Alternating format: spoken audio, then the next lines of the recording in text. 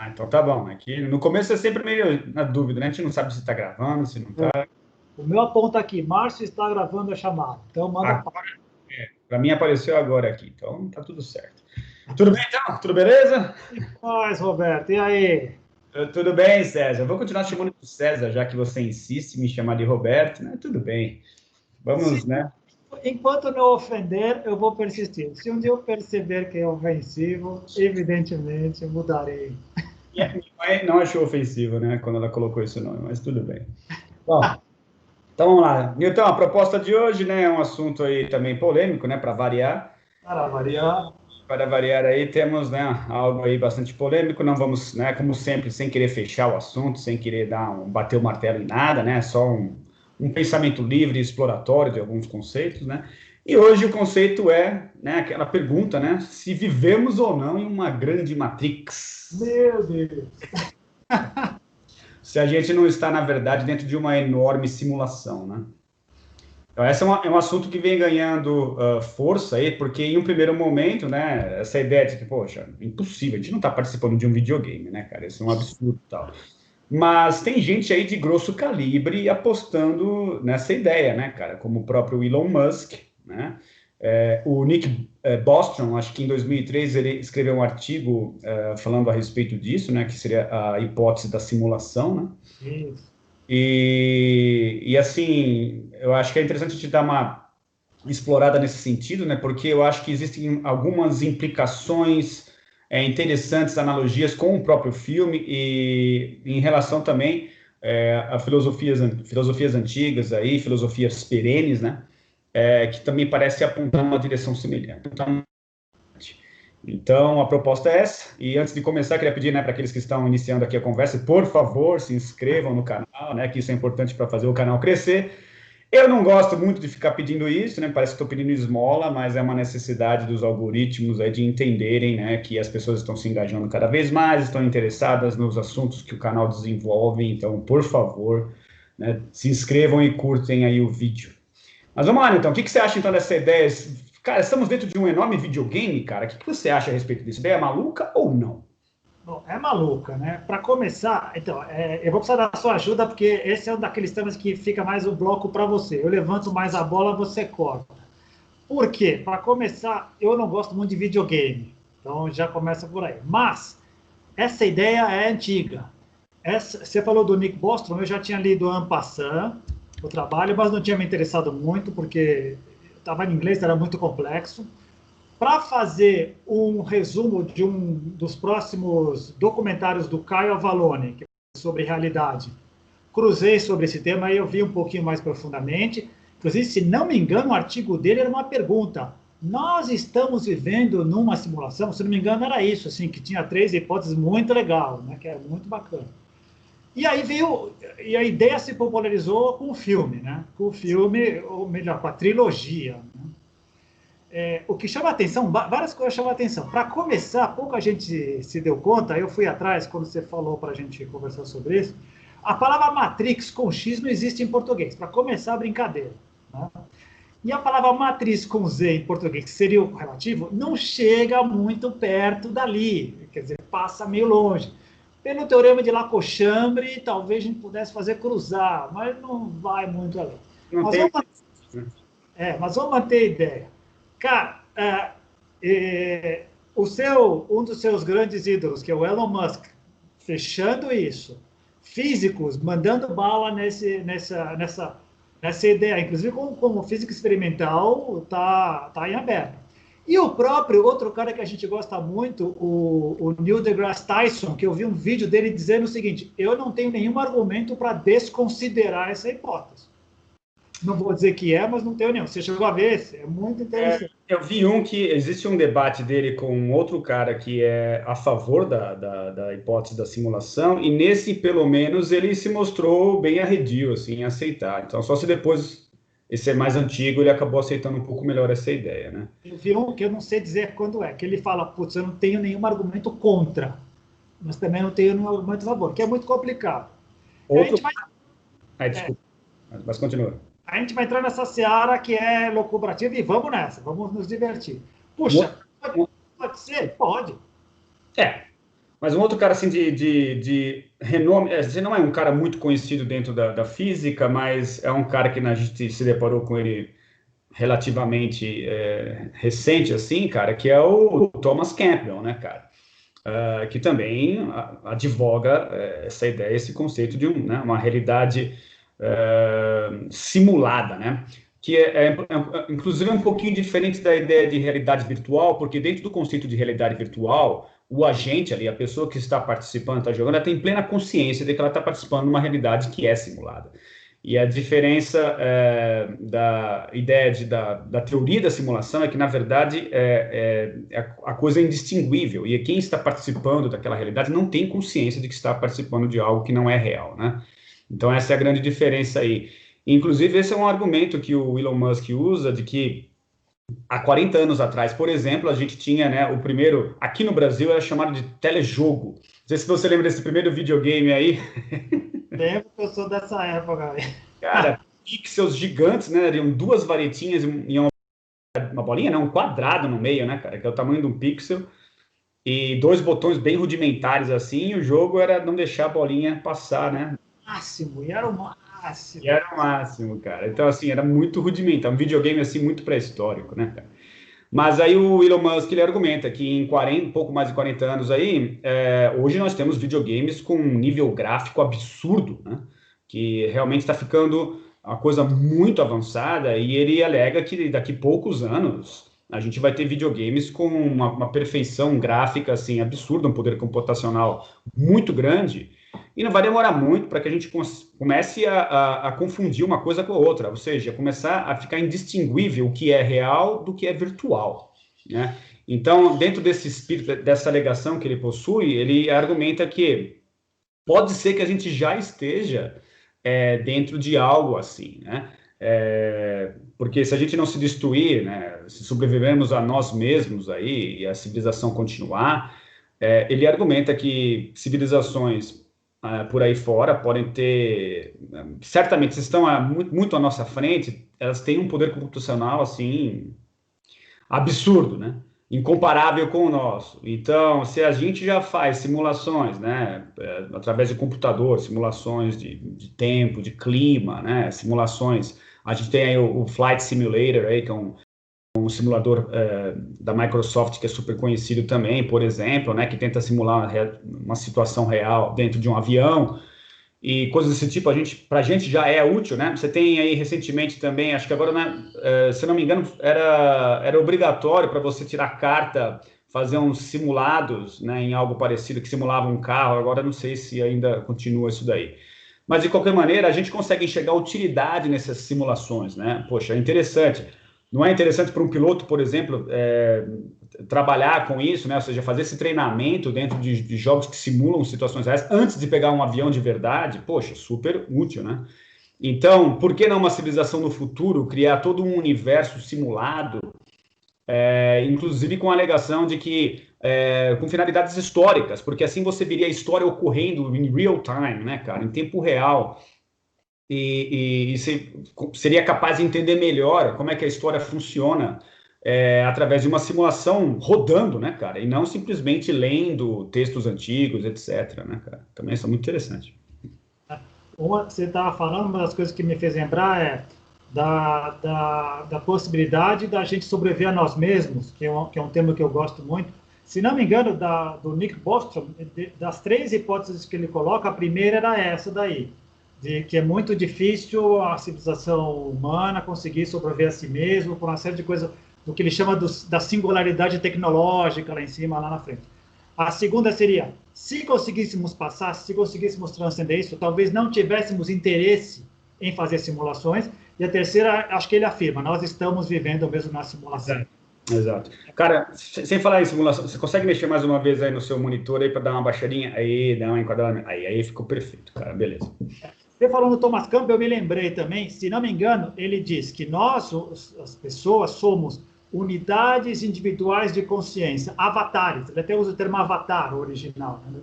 Unidades, até com essa linguagem computacional. E que Deus, o tal, a consciência, seria a grande fonte da criação, e que criaria essas simulações para que a gente aprendesse e pudesse atingir a ele. Né? Sim. Extrapolando, cara, né, no conceito que eu tenho usando o jogo cósmico do nosso amigo Stanislav Grof.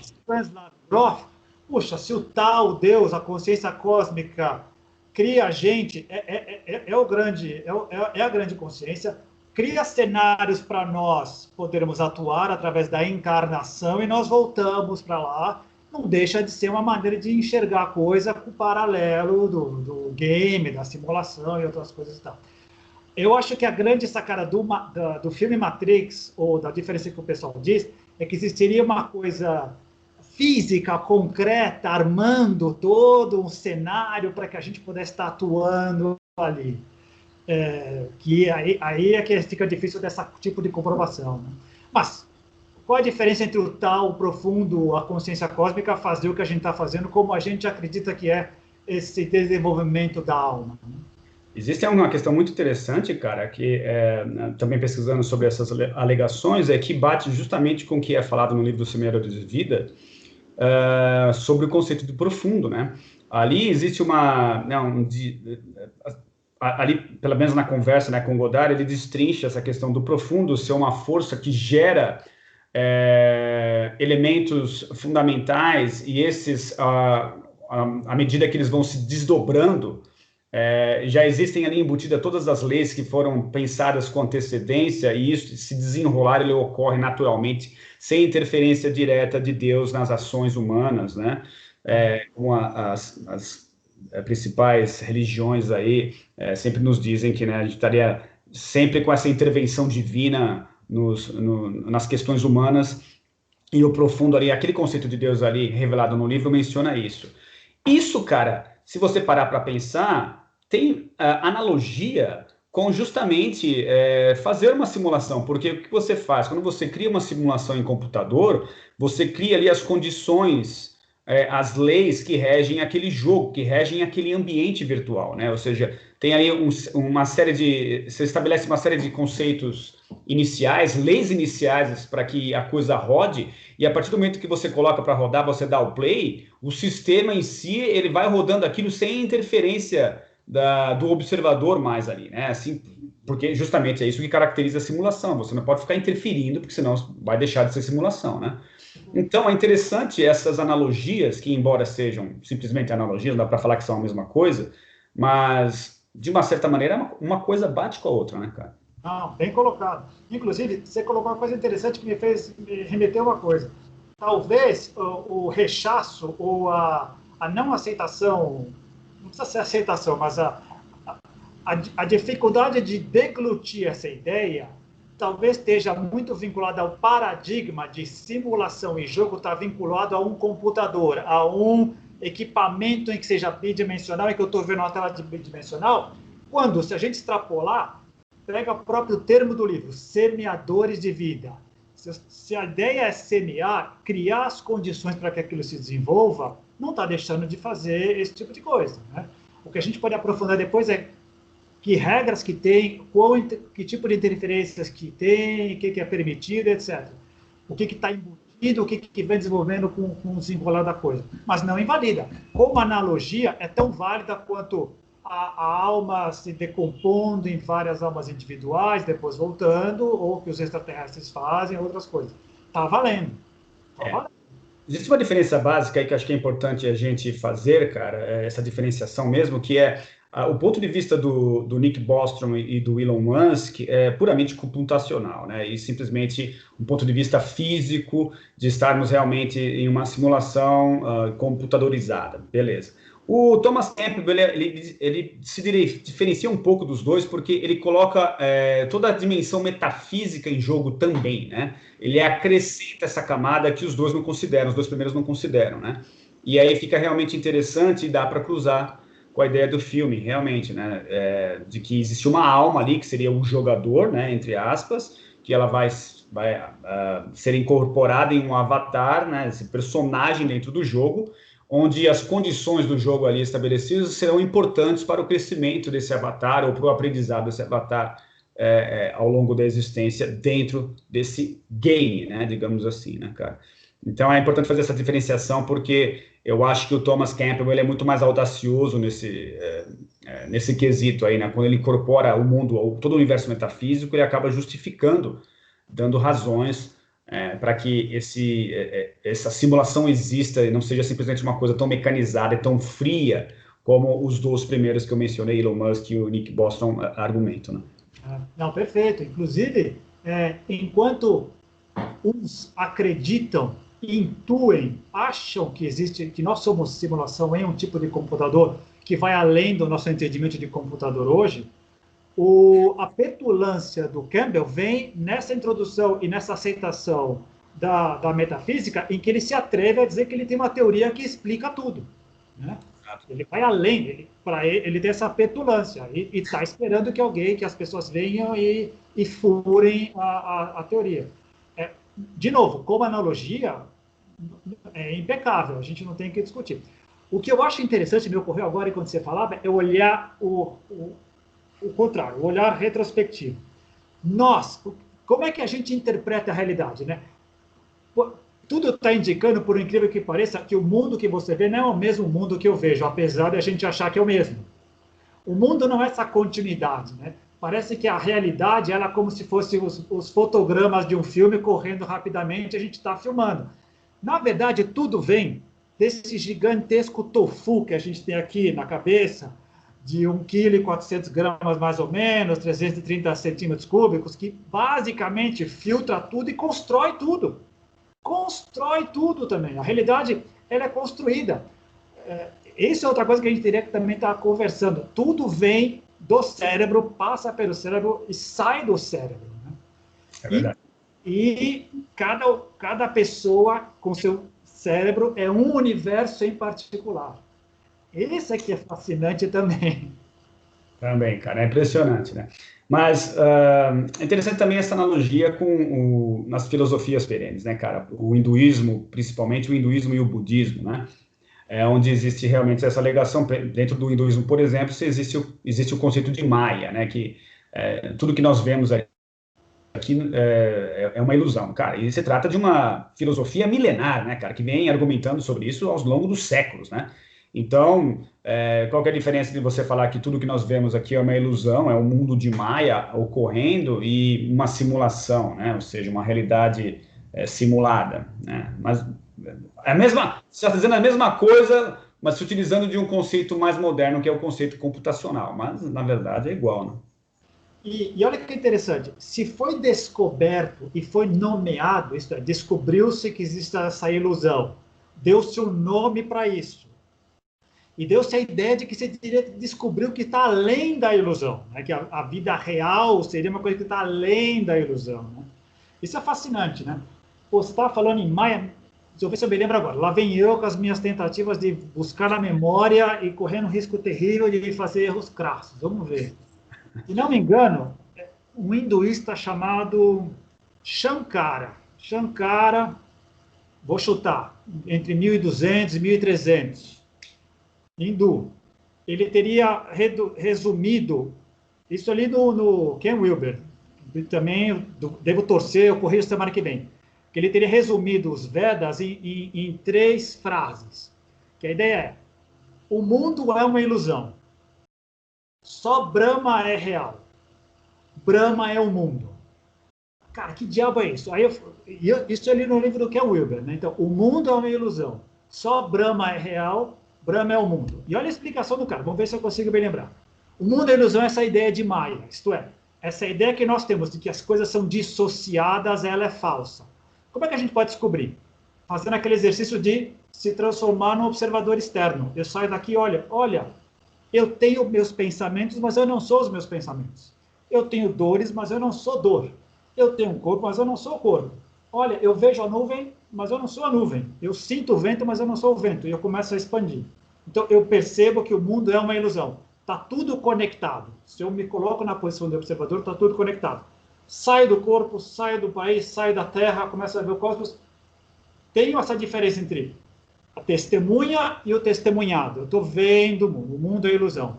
Só que Brahma Quem criou tudo isso, a testemunha e testemunhado, é o real, é o tal, é o Brahma. Então, para eu conseguir enxergar isso, eu dou um passo para trás e vejo, eu sou a testemunha e estou vendo o testemunhado. Legal. Mas no momento que eu percebo que ainda existe essa dualidade e que existe uma coisa que é maior, que junta testemunha e testemunhado, dando um passo para frente, testemunha e testemunhado se juntam e Brahma passa a ser o mundo. Então, só Brahma é o mundo. Eu acho que essa era a sacada, acho que essa era a explicação. Mas é genial, né? Quer dizer, o que o Wilber fala do jogo cósmico? Viemos de lá e para lá voltaremos. Para lá voltaremos até um dia que seremos a fonte de novo, né? Tá aí a simulação de novo. A simulação é o parque para a gente jogar, crescer, aprender e ir embora, né? E é legal, porque justamente o que você está mencionando tem a ver com aquilo que o Campbell fala de ser importante esse jogo para nós, porque ele permite, dentro de condições limitadas, onde os limites são não efetuados, são definidos pelas leis físicas, digamos assim, né? É um ambiente propício para que a gente consiga fazer escolhas. E é através dessas escolhas que nós aprendemos, né? Em primeiro momento também parece ser muito simplista demais, né? Até muito óbvio, né? Mas, na verdade, existe embutido um insight muito genial, né, cara? Dessa questão de saber fazer as escolhas corretas dentro de um ambiente limitado. Coisa que, teoricamente, a alma, a gente for pensar a respeito, né? A ideia de limitação, ela pelo menos, do meu ponto de vista, né, das minhas experiências até o momento, não parece ser muito evidente, assim. Você tem aquelas próprias experiências fora do corpo, ou experiências de expansão de consciência, onde a ideia de limitação ou de vinculação ao corpo, ela é completamente destruída, né, cara, para um tipo de consciência muito mais fluídico, que inclusive compartilha com consciências animais e passa por ambientes vegetais, aí, aquilo que a gente conhece como a psicologia transpessoal, né, que acho que o Groff, se eu não me engano, não sei se foi o Groff que cunhou esse termo, ou se foi uma outra pessoa, já não estou lembrando mais agora. Foi uma turminha daquela época, também não me lembro. O Weber estava nesse começo, eles foram transcendendo depois. Mas é por aí, é por aí. Mas à medida que você tem as restrições de uma simulação, a questão da escolha passa a ser muito fundamental ali, né? Porque você deixa de estar num ambiente onde não é restrito, e ali você passa a aprender porque existem limitações que não deixam você fazer o que você quer. Dentro do que existe, o que você pode fazer com aquilo, né, cara? Não sei se eu estou conseguindo. Não, acho que está no pacote, eu peguei a ideia. Não, e vai além, e do que você fala, a gente vai se estimulando. Voltando naquela ideia, se cada cérebro está filtrando a realidade, está filtrando o mundo que está ao nosso redor, colocando a parte metafísica de lado, sem colocar a alma na equação, só essa interpretação do mundo físico material, ela é muito coincidente, ela tem que ser até parte desse programa, dessa simulação, para que a gente consiga conviver. Tá? Tem detalhes na matriz, vamos dizer assim, que torna o jogo mais interessante? Tem. Aquele que é, por exemplo, destituído da visão. Ele continua atuando neste mundo, mas ele não tem recursos que a gente que consegue ver tem. Assim como aquele que não ouve, aquele que tem problemas no paladar, etc. Imagine que a pessoa tenha todos os 5 sentidos 100% operando. Então, a tendência é que essas pessoas tenham um mundo físico coincidente. Beleza. Mas imagina quantos outros recursos a gente pode ter e não tem. Por isso, inclusive, criamos equipamentos para poder aumentar a nossa capacidade de filtrar a realidade. Mas olha só, isso é cérebro interpretando o mundo físico. Beleza. Agora, entrando naquela outra seara que a gente adora, que é nível de consciência, e para chegar no que você falou das opções, das escolhas corretas, a gente começa a interpretar o que é essa vida aqui de outra maneira. Não é só, usando outro cara que a gente gosta muito, que é o Maslow, não é só ficar se preocupando com o chakra básico, que é comer, reproduzir e dormir. Se eu conseguir satisfazer isso, eu consigo ter outros tipos de aspiração e começo a subir nessa mesma realidade aqui. Eu estou enxergando outras coisas, valorizando outras coisas e convivendo com outros tipos de ideias, sem colocar a alma na jogada. Se a gente trouxer a alma na jogada e todo esse pacote, fica fascinante essa brincadeira. Fica demais. Fica demais porque sai daqui, sai do planeta. sai do planeta e vai para o cosmos inteiro. Fica uma brincadeira assim de uma simulação que não é apenas planetária, né? Mas uma simulação universal, cósmica, né? Talvez, né? E aí faz parte da brincadeira justamente alcançar esses níveis de consciência mais elevados, digamos assim, né? Faz parte desse pacote todo. Imagina, nessa brincadeira, eu não sei que nomes dá, porque eu não sou muito familiarizado com a linguagem computacional, mas dos jogos. Mas imagina que nesse cenário que a gente estaria jogando, colocando as outras variáveis, espíritos que se comunicam, extraterrestres, seres elementais, todas essas outras criaturas que teoricamente estão atuando aqui e que a gente não percebe diariamente, mas que a gente intui, ouve outras pessoas dizerem que estão atuando aqui, compartilhando do mesmo planeta. Exato. Em outras frequências, talvez. Né? Talvez. Fascinante. Fascinante. E também a gente acaba caindo um pouco naquele conceito que eu trato um pouco no livro também, que é a ideia da condição física barra psicológica de cativeiro, né, cara? Que também não é uma coisa nova, a gente pode remeter isso também aquele velho exemplo do mito da caverna do Platão, né, cara?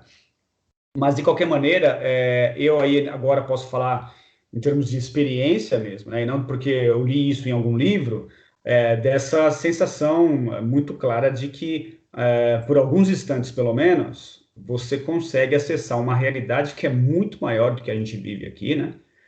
E isso te dá uma ideia de que realmente o que a gente chama de vida, ou o nosso estilo de vida, na verdade, né, atual, pelo menos da civilização ocidental, digamos assim, que hoje em dia acabou conquistando o Antigo Oriente e meio que influencia, pelo menos nas grandes metrópoles, dando uma homogeneizada em tudo, né, cara, sendo o estilo de vida moderno, do homem moderno, digamos assim, que é justamente na verdade, um cativeiro, cara. É uma forma de você enxergar a realidade, mas que não é a única, né?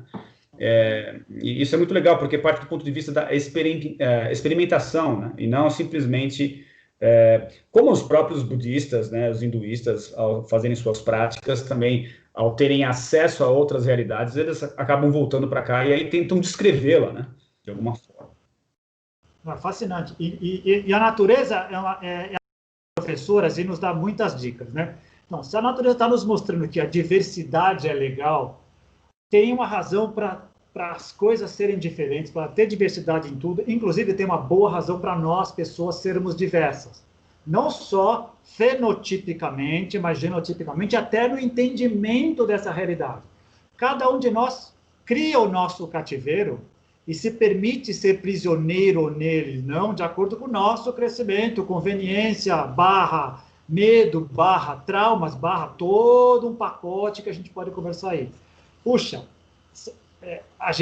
quem entra nesse processo de autodesenvolvimento, buscando uma transcendência, puxa, vai esticando os muros desse cativeiro de uma maneira impressionante. A gente é testemunha disso, ao lado de outras pessoas. E poder comparar e conversar com outros e poder ter outras coisas que nos influenciam, nos incentivam a dar outros passos, até para fazer escolhas melhores, como você falou, porque, no fundo, o jogo não consiste em fazer sempre todas as escolhas certas. Não. Cresce no jogo quem faz mais escolhas certas do que errada. Vai aprendendo com o jogo. Tem que cair. Cair faz parte do jogo. Né? Cara, por isso tem dor. Por isso morre, depois encana, tem acidente, é do jogo, né? Então, mas você falou uma coisa agora que é fundamental nesse processo da simulação, né, cara, que é o seguinte, uma coisa é você, com a vida, né, com a experiência adquirida, fazer essas escolhas com base na experiência, né, ou seja, você vai aprendendo com a vida a fazer escolhas melhores. Essa é a condição do jogo, que é interessante, porque a gente nasce dentro dessa simulação sem saber quais são as regras do jogo. A gente não entende essas regras. E aí o que acontece? Existe um outro conjunto, né, um outro set de ideias, né, que ocupa a camada inventada pelo ser humano. Né? Ou seja, que leis estão falando? Leis que estão na Constituição, leis sociais, leis comportamentais que existem, aí culturais, dependendo do país em que você tenha encarnado, enfim, coisas assim que você tem que respeitar, que são condições locais, né? Mas existem as leis da vida, e essas são as leis do jogo, né? Muitas pessoas vivem a sua vida inteira apenas condicionadas às leis locais e não se atentam para o fato de que existem leis muito maiores, né, que regem a própria vida e que esse é o grande, digamos, tesão, entre aspas, desse jogo, de você conseguir aprender quais são essas leis, né, cara, que regem o jogo em si e não as leis que estão numa camada dentro desse jogo que foram inventadas por nós, né, cara? E isso aí é temporário, mutável e muitas vezes questionável, né? Pelo menos no Brasil, eu acho que tem muita lei aí bem questionável, né, cara, que foi inventada pela gente, mas não está alinhada com as leis do jogo maior, que são as leis da vida, né? Ah, muito bem colocado. Você estava falando em leis, me remeteu uma ideia muito interessante também. Ainda falando em jogo, alguns de nós nos comportamos como cachorros de Pavlov, né, sendo monitorados e condicionados a salivar, a ouvir alguma coisa, a ver alguma coisa. Alguns de nós nos comportamos assim e passamos uma existência inteira assim. Alguns outros de nós nos comportamos como ratinhos das primeiras experiências do behaviorismo, que eu vou lá, bato na trava, vem a comidinha, blá, blá, blá, e vejo. Cara, alguns de nós nos comportamos como Pac-Man, que sai correndo, buscando... Você lembra do Pac-Man? Porque da minha época... Sim. Infelizmente eu lembro. Muito bom. Agora, alguns de nós, cara, conseguem, de repente, parar e pensar onde eu tô, caramba, o que eu sou, para onde eu quero ir, que ferramentas eu tenho, que grau de autonomia eu tenho para poder escolher. Aí o jogo parece que pula de fase. Exato. Parece que a gente vai para uma outra esfera e a coisa fica mais divertida. Pode ser que tenha mas a gente pelo menos não tem a sensação que tem uma manipulação por trás. Pelo menos a gente tem a sensação de que é autônomo, né? E falando das leis que você falou, é inescapável. Ao viver socialmente, e a natureza mostra isso também, tudo é hierarquia. Tudo é micro para o macro para o micro o tempo inteiro. Quando a gente vive em sociedade, a gente teve que criar alguns mecanismos para poder sobreviver. E, de alguma maneira, é sempre piramidal. O comando, o poder está sempre em cima de poucos e vai se decompondo para baixo, como é tudo na natureza. Né? Agora, dependendo do nível de consciência, essas leis humanas criadas, elas mais encarcelam, elas mais controlam do que libertam. Mesmo porque um sistema anárquico não funciona. A gente, como cultura, iria para o buraco. Não teria como. Precisaria ter um nível de consciência tal para poder ir. Mas, de novo, a natureza mostra que, hierarquicamente, ela funciona se cada nível, cada ólon, como a gente falou outra vez, estiver em equilíbrio, estiver funcionando em equilíbrio. Cada parte cumprindo a sua parte dentro de um todo maior. E isso é genial. Isso a gente não consegue fazer ainda como civilização humana, como quase 8 bilhões de unidades, ainda é muito desequilibrado, ainda é muito, como a gente conversa sempre, o nível de consciência é muito diferente. E para a gente enclausurar a grande maioria em leis que seriam desnecessárias, teoricamente, se o nível de consciência fosse outro, para poder funcionar minimamente. Um bom exemplo é esse, que lei, a gente até no Brasil tem essa ideia de que leis que pegam e leis que não pegam. Deveria ser desnecessário ter que multar as pessoas para usarem cinto de segurança. Porque é básico. Eu me protejo, eu protejo quem está no meu carro. E se acontecer algum acidente, que acidentes acontecem, faz parte do jogo cósmico, acidentes, incidentes, por isso que os termos foram criados, eu posso me prevenir. Então, o pessoal resistiu, o mundo inteiro torce o nariz, puxa, o mundo inteiro hoje reconhece, milhares de vidas foram salvas, sabe, melhorou muito o jogo. Se a gente extrapolar para outras áreas, a discussão fica a mesma. É obrigatório tomar vacina ou não é obrigatório tomar vacina? Vai obrigar a usar máscara ou não vai obrigar a usar máscara? Coisas que, teoricamente, dependendo do nível de consciência da pessoa em relação a ela e aos demais, seria desnecessário. Fantástico. Cara, eu concordo, porque assim, você vê, justamente, voltando à pirâmide de Maslow, né, cara, justamente onde cada parte da pirâmide parece que está associada a uma etapa do jogo, né? Ou seja, essa etapa eu venci, agora qual que é a próxima fase? Pum, passa para a fase seguinte, né? E eu acho que a busca espiritual é uma dessas fases, né? Em algum momento ao longo da pirâmide, esse chamamento, né? Esse questionamento, na verdade, de quem você é, o que você está fazendo ali, ou seja, você começa a desconfiar de fato de que estamos realmente em uma grande simulação, né, cara? Cara, que negócio é esse? Que raio de jogo é esse, né? E porque você passa a querer entender quais são essas leis maiores, né? Onde estamos participando, né, cara? Entender o que é o universo, o que é vida, qual seria o papel da alma, o papel da existência, né? Simplesmente nascemos, crescemos e morremos, ou existe algo além? Então, esse questionamento ele passa a estar numa fase desse jogo onde certas premissas ou condicionantes, ou digamos, desafios mesmo, são vencidos, né, cara? E a partir dali você parece querer realmente entender não só as leis que regem esse jogo, mas o que está por trás do jogo, né? Não, você falou uma coisa que é sensacional. No começo, tá todo mundo correndo, como grandes ratos, nós mesmos, grandes tribos. Objetivo do jogo: preservar os meus, passar adiante os genes e sobreviver de um dia para o outro. E fomos crescendo, milhares de anos passaram, milhões de anos passaram, estamos aqui hoje. Um dia, muitos de nós chegam, cara, o jogo não pode ser só isso, deve ter alguma coisa além. Aí, puf, vamos para outra fase. E deve ter outras, que a gente vai de acordo com esse nível de consciência, refinando as perguntas, refinando e descartando as respostas que não servem, porque a dúvida faz parte, a dúvida é legal, a dúvida nos mostra que o jogo pode ser infinito. É como a internet. Qual é o limite da internet? A gente vai expandindo, é um universo que vai expandindo, cada vez vai entrando mais coisa. Vamos fazendo perguntas mais elaboradas, descartando outras respostas, explorando outras coisas que levem à continuidade ou à extinção.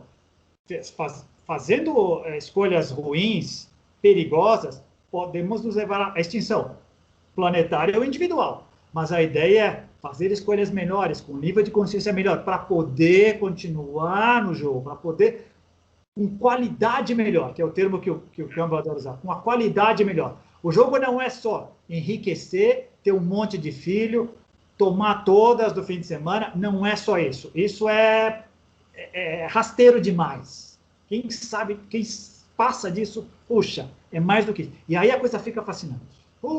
Fica fascinante. É uma coisa que me fez lembrar também de um outro ponto de ligação aí com os semeadores de vida, cara, que é justamente a questão da extinção, né? Que a gente opta por fazer más escolhas, a gente corre o risco de se extinguir, que é justamente aquela parte, algumas partes do livro, pelo menos, que mencionam que os guias extraterrestres mostravam ali uma espécie de uma simulação do provável futuro da Terra, né? Você lembra disso daí, né, cara? E eu me lembro que uma foi mostrada dentro de uma nave para eles, e em um outro momento, acho que já na presença de Godard em Apo, o Charlie ficou de frente ali para uma espécie de simulação computacional também, né? Que o guia dizia para ele que, na verdade, aquilo ali eram baseados em dados que eles iam catalogando ao longo do tempo, né? E eles iam colocando esses inputs para dentro do computador e o próprio computador fazia essas simulações. Então, cara, a coisa deixa de ser assim tão ficção científica e passa a fazer sentido, né? Você falou em Rama, em 74, quando acho que foram vários deles que entraram na nave e viram na tela essa projeção. Depois o Carlos sozinho, Godard, o Sixto depois, se não me engano, numa das viagens também para Ganímedes. Mas tira a Rama à parte e põe outros contatados, o aviso lá atrás foi sempre o mesmo. Olha, a continuar assim, manipulando mal essa energia nuclear, o futuro de vocês é nefasto. O futuro de vocês é perigoso, tende à extinção. Então, esse alarme está tocando há 70, 80 anos. Né?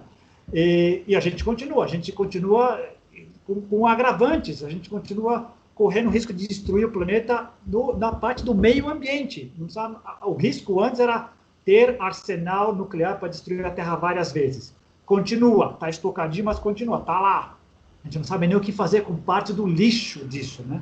Mas a parte ecológica virou uma coisa gritante recentemente, a gente tem as soluções, mas não consegue aplicar. Se formos na versão do O Dia em que a Terra Parou, a segunda parte, em que o Keanu Reeves chega, olha, vocês são cabeça dura, mas quando chegam no precipício vocês mudam. Legal, mas precisa chegar no precipício sempre. E outra, se chegar 7 bilhões no precipício, dependendo do comportamento, daquele empurra-empurra, é capaz de muitos caírem e não sobrar todo mundo. Enfim, precisa pagar esse preço? Parece que precisa, enquanto o nível de consciência geral for baixo. E parece que, de uma certa forma, o risco vale a pena, né, cara? Porque se não valesse a pena, não fazia sentido, né, cara, esse risco todo, né? Ou seja, parece que é um estágio no avanço de qualquer civilização que precisa ser transposto, né? Ele precisa, parece que a civilização precisa se provar, né, provar para outras, eventualmente, né, de que se trata de uma civilização, pelo menos majoritariamente responsável, né, cara? Bem colocado, bem lembrado. Se não me engano, os próprios japonianos teriam dito que eles falharam com relação ao planeta deles e deixaram o planeta destruído por fora, como um exemplo da estupidez que tiveram, e hoje vivem em colônias. Esse é um ponto interessante. Aí me veio também uma ideia que você me falou em 3 coisas. A palavra jogo geralmente remete à ideia de alguém atrás de um joystick, alguma coisa, se divertindo às custas de alguma coisa que foi montada. Eu acho que a maioria das pessoas fica com o pé atrás com relação à Matrix, quando vê essa ideia de que, puxa, estão mexendo comigo, eu não quero me sentir um marionete. Esse é um ponto. Não pode se descartar. Outra coisa que você falou, e acho que, não sei se o Nick Bostrom falou, mas você falou no comecinho que eu acho interessante. Civilizações, talvez nós mesmos, no futuro, criaríamos essa simulação agora para dar sentido a um passado. Isso. Né? A um passado. E teria com ampla e total liberdade de escolha para poder fazer e refinar essa existência até chegar lá. Exato. E no extremo do jogo cósmico, o profundo Deus cria essa coisa para que a gente dê sentido a ele, para que a gente consiga explorar outras coisas que, de outra forma, não teria sentido existir. Não tem mais nada a se transformar. Aquele Deus católico parado, rodeado de anjos, que não faz nada, só toca harpa, não tem sentido isso. Se nada está parado no cosmos, no universo e nem nos multiversos, é esse movimento que daria sentido. Esse movimento consciente, que somos nós, e todas as criaturas sencientes, dariam sentido para essa coisa. Tudo jogo, com outras concepções do termo jogo, né? E não só o termo jogo, você mencionou agora uma palavrinha mágica e também super com poder explosivo absurdo, que é multiverso, né, cara? Então, assim, também existem essas teorias aí dizendo que, de repente, não houve apenas um Big Bang, né? Mas sim vários Big Bangs. E cada Big Bang poderia, por exemplo, ser correspondente a uma versão do jogo. Né? Vai saber, né, cara? Né? Versão 1.0, 1.1, 1.2. Então... multiversos, planos de ocorrência, não é daquele filme dos Homens de Preto, que no final alguém pega um universo lá, uma bolinha de gude e joga assim, cheio de várias bolinhas de gude? Exatamente. Que impede, de novo, tudo é uma questão dos ólons, de novo, que é parte e todo. Para a célula do intestino, rodeado de outras células do intestino, o universo é o intestino. Não tem nada além do intestino. E olha o que é o corpo humano. Para nós, o corpo humano, aquilo é uma parte só, fundamental para o funcionamento de tudo. O que a gente está enxergando é a nossa totalidade, mas seguramente, porque eu estou convencido de que essa holarquia, mais do que hierarquia, holarquia, que é infinito para cima, infinito para baixo, deve ir além. O fato da gente questionar isso e ter uns malucos físicos, teóricos, que criam equações, criam simulações para poder sacar isso, é genial. Conceber isso é genial. Para o macro e para o micro. Exato. Equipamentos e o que é a física quântica, senão a tentativa de interpretação de uma realidade microscópica, de potencialidades incrível, né? E você mencionou um exemplo muito interessante, que o próprio Campbell ele acaba batendo nessa tecla também, no exemplo de células do intestino, por exemplo, né? Onde existe essa questão do conceito de hierarquia, mas porque também hierarquia é uma palavra que muitas pessoas possuem ojeriza a respeito, né? Mas eu acho que tem várias formas de você interpretar esse conceito. onde, de uma certa maneira, a gente pode entrar, inclusive, dentro daquela filosofia também milenar do Hermes Trismegistus, né, cara, que fala assim como é em cima, é embaixo, de que para a gente é fundamental que o nosso intestino esteja funcionando adequadamente e a gente preza muito pela saúde de nossas células. Assim, a gente preza, teoricamente que preza, tem muita gente que não está nem aí, mas enfim, teoricamente você teria que estar com uma boa saúde, né, para que você consiga usufruir desse videogame da melhor forma possível, né, cara?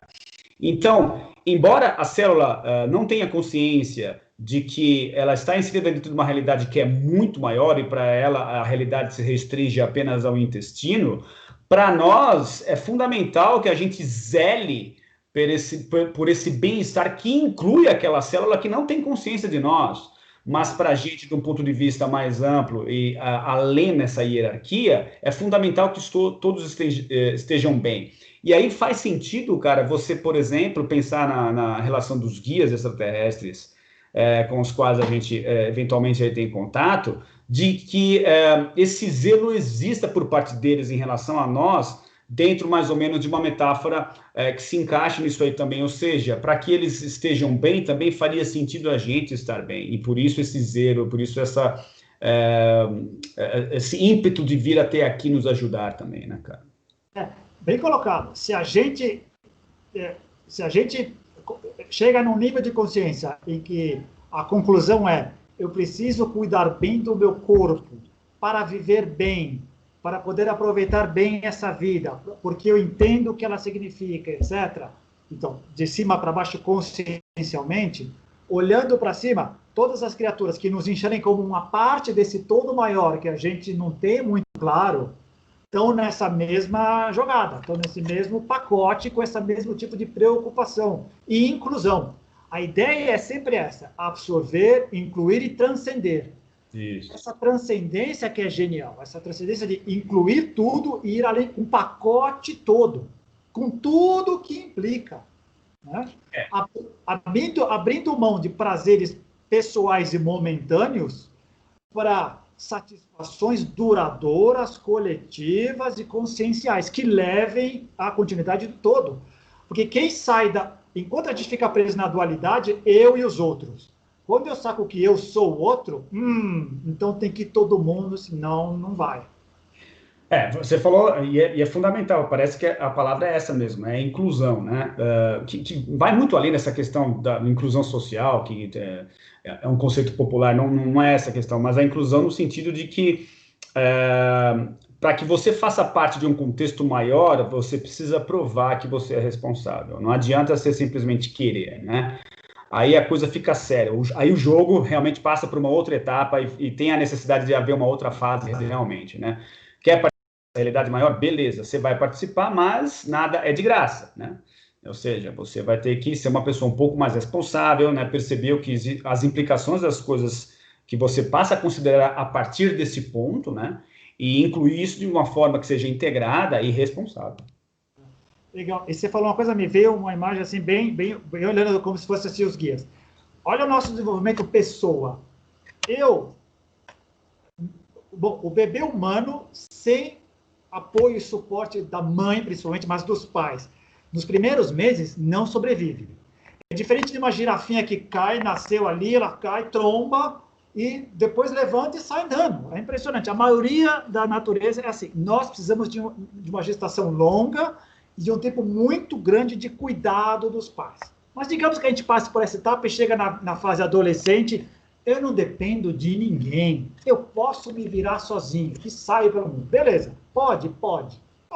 Se arrumar emprego, se arrumar maneira de sobreviver, licitamente ou ilicitamente, esse não é o ponto. Mas é uma unidade de vida. Né? Se o planeta for para o buraco, por mais independente, easy rider que você seja, você vai para o buraco também. Sim, claro. Então, a sacada é essa. Quando a gente percebe que, como o planeta, que é o nosso limite hoje de residência, ou vamos todos ou não vai ninguém, a gente começa a expandir o nosso clube do nós. Porque o nosso clube do nós começa com a nossa tribo, família, meu time de futebol e tal. Crescer em consciência significa expandir o clube do nós cada vez mais. Né? Não me permitir dividir. só porque o outro gosta de uma camisa de cor diferente, é diferente de mim, estupidez. Quando eu aprendo, eu vejo com estupidez. Só porque o outro mora num outro lugar, fala outra língua diferente de mim, bom, quanto maior a turma do nós, melhor para o mundo. Aí a gente chega no ponto do planeta como um todo.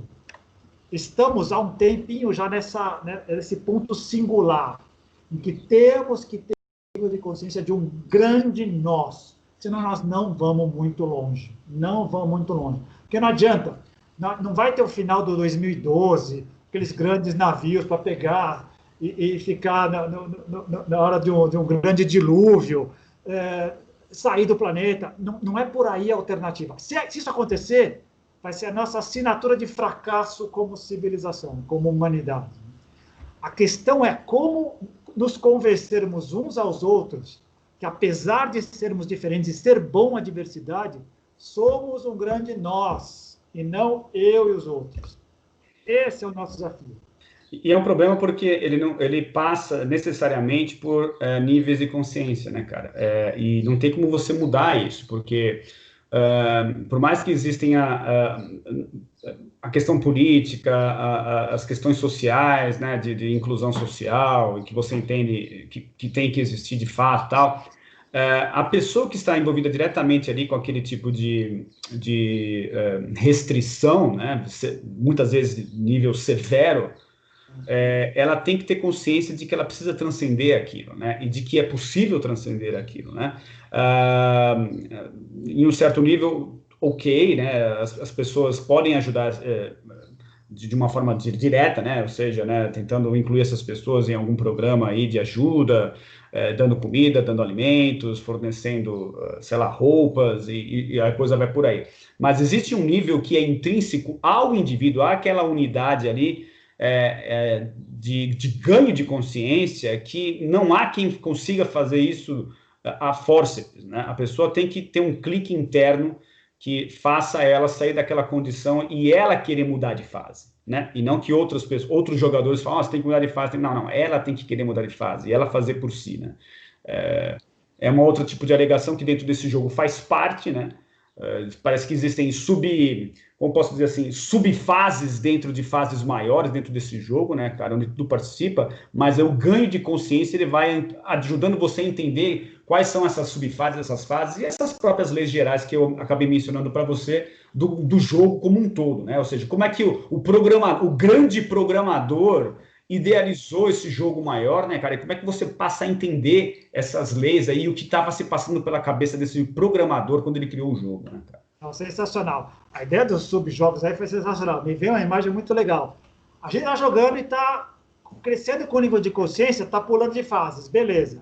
Chega um ponto que a gente percebe, putz, tem que chegar todo mundo no final, não basta eu chegar. Então, a atuação tem que ser no presente o tempo inteiro. Então, o cara está na Praça da Sé, ele precisa comer hoje, senão ele morre, vamos dar comida para ele hoje. Não adianta falar para ele da consciência cósmica, ele não vai entender. Hoje ele precisa de comida, vamos dar comida. E vamos tentar colocá-lo em algum programa que a gente possa atraí-lo para o nosso grupo de nós. Se não me engano, num dos budismos, que essa é outra coisa também muito interessante, a gente fala budismo, mas são vários budismos, né, como os vários cristianismos. Mas acho que no budismo Mahayana, que é o completa tudo, se não me engano, ele fala o seguinte, não adianta todo mundo virar Buda, quer dizer, não adianta eu virar Buda, temos que todos nós, nem ter que voltar, eu não vou ficar satisfeito enquanto eu não trouxer a iluminação. Então, imagina isso, eu estou na fase, eu estou fazendo a minha parte, mas eu estou olhando tudo o que está acontecendo e tudo é legal. Exemplo, uma pessoa com esse nível de consciência não está preocupada se a vacina vai vir da China, da Iugoslávia, tal. O que importa é que ela venha e nos ajude. Não vai importar se quem vai ser eleito é fulano ou me engano, sempre e quando ele traga o melhor benefício para a sociedade. Não importa se foi o grupo tal ou o grupo tal que teve contato. Quem teve contato, a humanidade inteira teve contato. Quer dizer, se a gente conseguir enxergar que cada progresso de cada um é progresso de todos nós, pô, o jogo fica legal, porque nós estamos várias telas abrindo, ele deixa de ser uma tela, várias telas abrindo, interatuando com tudo, né? E alguns estão lá embaixo cuidando do cara da Praça da Sé, enquanto eu estou aqui, a gente está junto. E se ele precisar, eu vou lá, ele passa a ser mais dinâmico esse jogo. Eu não preciso ter só um nível de atuação. Isso também, não só não precisa, como eu acho que é fundamental você ter o que deixa o jogo possível de ser jogado é justamente de você não dar conta sozinho de fazer tudo o que é preciso ser feito, mas você escolhe nessa vida em quais nichos você vai atuar, quais são as fases de jogo que mais eu tenho possibilidade de contribuir. E você deixa todo o restante das fases, ou todo o restante de etapas que precisam ser jogadas nesse jogo para as outras pessoas fazerem, porque a gente não vai dar conta de fazer. Então, eu acho que faz parte dessa condição, que aí eu diria que é da alma, que é uma condição mais metafísica mesmo, de vir para cá, tentei escolher a melhor condição possível para que eu pudesse aprender, beleza, e depois, uma vez aprendido, de que forma que eu posso contribuir para com esse sistema de uma forma que o jogo ele continue a ser jogado, né? E continue a ser uma melhor simulação que era anteriormente, né? Então, eu acho que essa diversidade também ela é explicada através desse tipo de percepção ou observância dos limites e dos buracos, sabendo que esses limites também implicam nos nossos limites e a gente não vai dar conta de tudo, né? Bem colocado, bem colocado. Inclusive, muito bem. Cada um de nós chega com a missão de preencher um espaço que só cabe a nós. Cumpro a minha parte bem, o jogo está valendo, o jogo está maximizado. E lembrando que, se o meu conceito de nós abrange a todos, puxa, que todos nós caminhemos e cumpramos e preenchamos o nosso espaço. Claro, não é isso que está acontecendo, mas isso são as regras do jogo. E aí que vem, depois talvez a gente possa extrapolar isso para outra conversa. Daí que vem esses sentimentos que são parte de nós, que nos fazem abrir e reconhecer esse nós, que é o amor, a ajuda, a entrega, a compaixão, o entendimento do momento de cada um, da participação de cada um no jogo, de a gente saber que não é ganhar, não é chegar a primeira, é facilitar o caminho para que todos venham, a gente possa ir junto, enfim. De novo, fica cada vez mais fascinante quando a gente começa a enxergar por esse ponto de vista. E é um ponto de vista que favorece realmente, no final das contas, a simulação em si, né? O que parece ser muito pertinente, que muito mais do que ser um simples videogame onde existem ganhadores e perdedores, não, vamos falar agora de uma simulação onde a perpetuação do jogo, ou a multiplicidade, ou digamos assim, a maior complexidade dessa simulação ela acaba explicando a razão de você estar ali, né? Que é muito além, assim, ultrapassa muito a questão de um jogo besta de simplesmente ganhar e perder, né, cara? Não se trata disso. A gente vai refinando, porque o jogo em si é a existência, a gente vai refinando a qualidade da existência, exato. Que é muito legal, Pensando assim, é muito legal. A coisa fica muito mais. O jogo fica muito mais divertido, na verdade, né, cara? Fica muito mais interessante. E toda a parte metafísica ela acaba fazendo mais sentido ao participar também dessa mesma realidade simulada, né? Lógico que a gente está falando de realidade simulada aqui, trata-se de uma metáfora, né?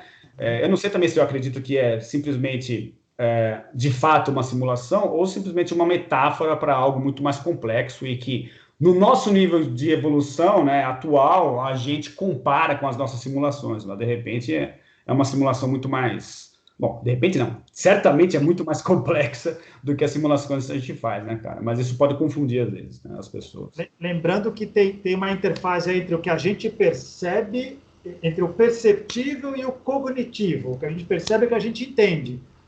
As nossas percepções elas vão melhorando com os instrumentos que a gente vai criando para filtrar a realidade. Mas e ela tem uma limitação.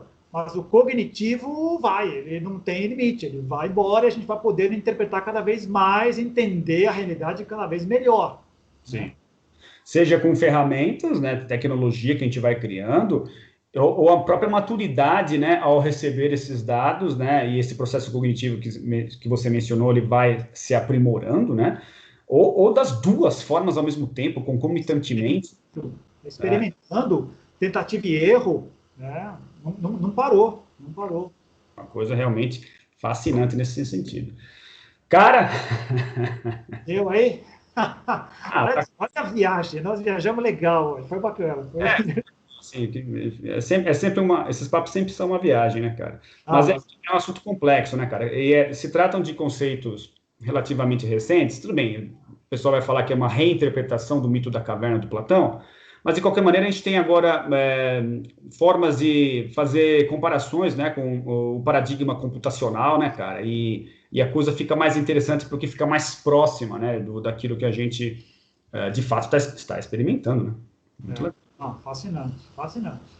Então, muitíssimo obrigado aí por mais um episódio aí, episódio número 8 de Contatos Insólitos, né? Então, eu queria também aproveitar e pedir para o pessoal que conseguiu chegar até aqui, né? Não se esqueça de se inscrever no canal e dar o seu like aí, por favor, isso ajuda muito a gente. E nos encontramos aí na próxima semana, cara. Beleza, Roberto. Grande abraço. Grande abraço, César. Até mais. Tchau. Tchau, tchau, velho.